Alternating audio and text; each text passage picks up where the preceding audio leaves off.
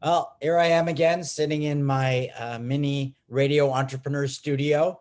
My name is Jeffrey Davis, and we continue to send you stories and post stories on entrepreneurship, business, leadership across many realms of business. And our next guest is Carmela Mascio, president and co-founder of LivOnyx. I hope I got all that straight.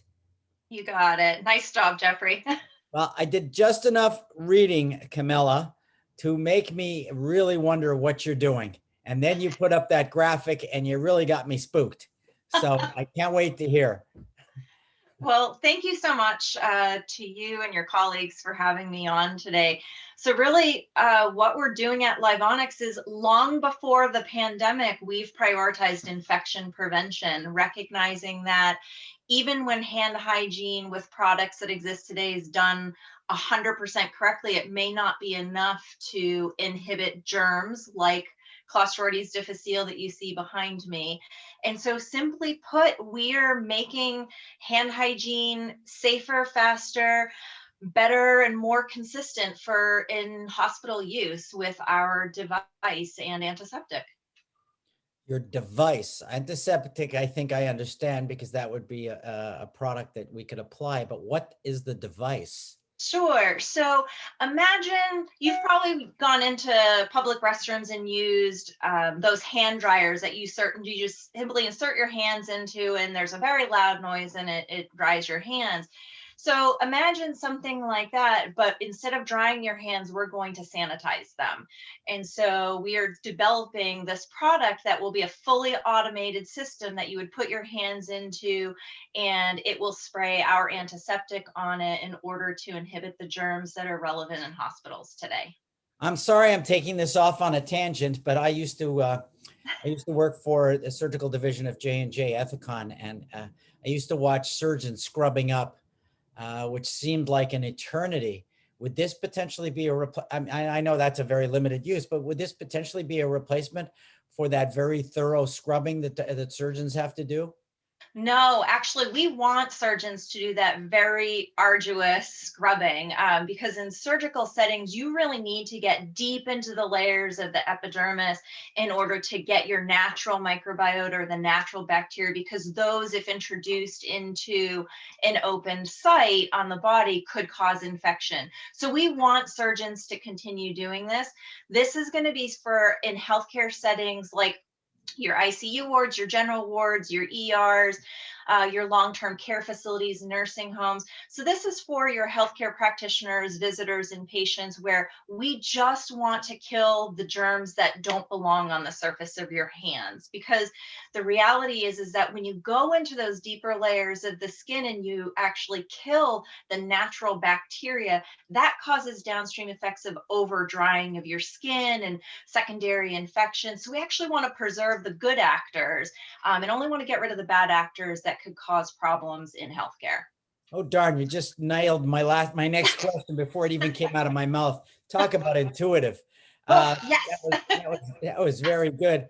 Now, this product is not designed for those of us who have OCD, and I'm not saying I do, who have OCD, who are compulsively cleaning their hands. Correct? It's not necessarily needed for that situation. The reality is that the products that we have currently for everyday use, your soap and water, your alcohol-based hand sanitizer, those are fine for everyday settings. They do a good enough job. But in healthcare, particularly because you have organisms like the Clostridium difficile. So to put it in context, the C. diff that you see behind me, that can survive on surfaces for more than 6 months in hospital settings. And once you get it introduced into your body, it's very, very difficult to get rid of. It results in profuse, numerous amounts of diarrhea, which can ultimately lead to death. So it's a really significant problem, which is why it's on the urgent threat list. But you don't see C. diff in, community settings really. So this is really going to be healthcare and in nursing homes and that kind of thing, where it's a big problem. And so while it would be great to have a consumer focus, I don't think it's needed. And we want to make sure that we preserve, what we would consider like the big guns to be used in healthcare, because that's where it's really critical, because your patients are so vulnerable. No one goes to the hospital because they're on vacation, right? And so you want to protect the folks there who are vulnerable from these bad actors. Uh, I'm gonna, make up my fictitious old Jewish grandmother and say, how does a nice person like you get into a business like this? What's your background? Sure, it's a great question. Thanks for asking. So I've always had a love for science, but as a kid, when I had a love for science, I thought that meant either you became a doctor, a veterinarian, a nurse, that kind of thing. I didn't know that this field of microbiology existed, and it was my freshman biology teacher that actually introduced us to this idea of microbiology. So fast forward to, I had an amazing career at Cubist Pharmaceuticals in Lexington, Mass. We were known for antibiotic drug discovery. And so I was part of the in vitro biology group that worked particularly with this organism behind me, Clostridium difficile. And we made antibiotics. And as a company, we decided it wasn't enough to make life-saving antibiotics because the pathogens are outsmarting us every way. So we wanted to prioritize infection prevention. And so we created a stealth infection prevention division within Cubis that I got to co-lead. And the idea was, we know 1 out of every 25 patients going into hospitals are getting hospital-acquired infections, and we wanted to stop those. And so looking at what happens on a systemic level, it's coming from contaminated hands, contaminated surfaces in the environment throughout the hospital, and durable medical equipment. And so we really started to try to develop technologies around that. Unfortunately, the beginning of 2015, unfortunately for me, the company was acquired at the beginning of 2015, and all research operations subsequently shut down.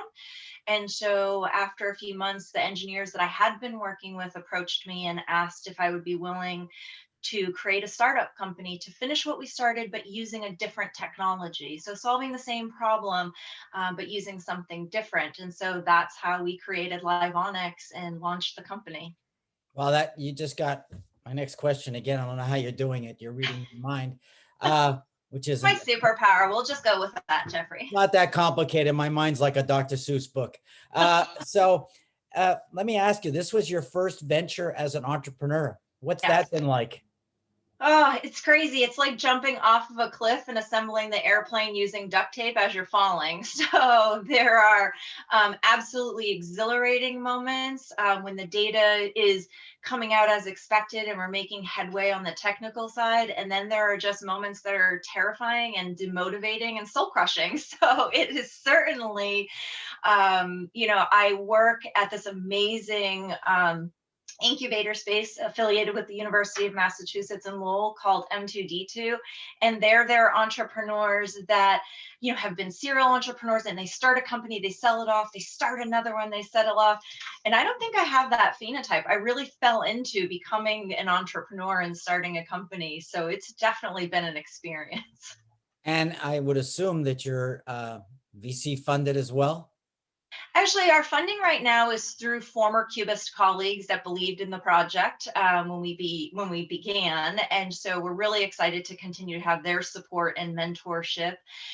So right now we're actively fundraising, and believe it or not, despite the fact that we're still in the midst of a pandemic, mobilizing change and infection prevention is very difficult, and so there's a lot of funding dollars through both grants and through VC or other kind of fundraising mechanisms that are prioritizing treatment, vaccination, obviously, and also now diagnostics have become kind of a highlight, but infection prevention is still woefully behind. And so we're very accustomed as a society to be very reactive to things. And at LivOnyx, we've had the vision of wanting to be proactive because we understand how the pathogens or germs outsmart us around every turn. And so it's getting to have granting mechanisms and investors to get on board with that is quite a bit of a challenge. Well, especially because it wasn't your background, but you also, unlike a lot of entrepreneurs who have a disproportionate sense of control and independence on average, you inherited investors and a board of directors, I would assume, that you have to deal with, which is also a new experience. Yeah, and you know what? I'm very fortunate because they're all amazing. Because they're folks that I worked very closely with through the Cubist effort. I feel like on that front, they've just been great motivating and guidance factors for us. You know, it'll be interesting to see as we take on additional investment and that the phenotype of the board will change. So that'll be definitely a new thing for us to be able to encounter. But so far, it really just has been trying to convince people that there is a profitable business in infection prevention.